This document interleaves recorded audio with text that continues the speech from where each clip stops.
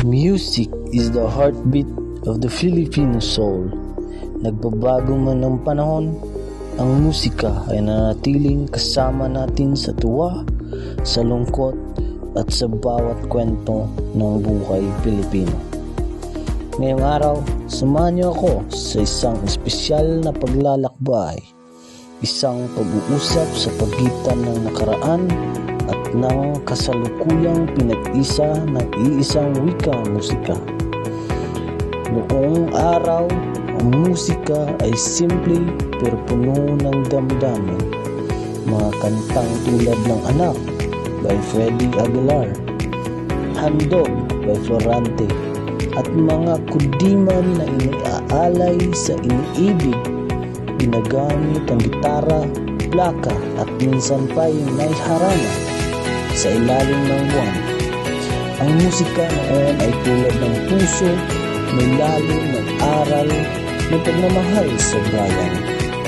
Ngayon, mas moderno at mas malawak na ang mundo ng musika.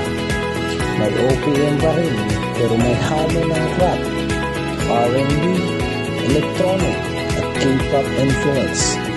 Ginagawa na ito sa digital apps, may auto-tune na rin, may beats at viral sa TikTok.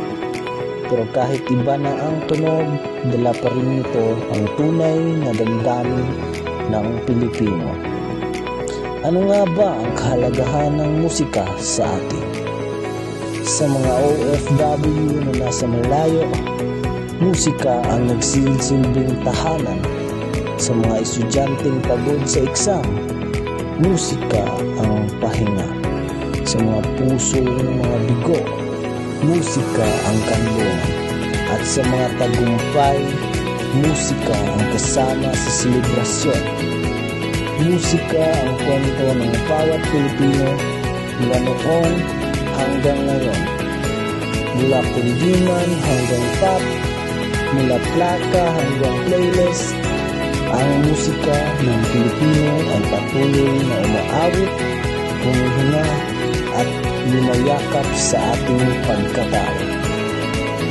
Panahon man ay nagbago, mananatili ang musika sa puso ng bawat Pilipino. Yan lang po at maraming salamat. Peace out.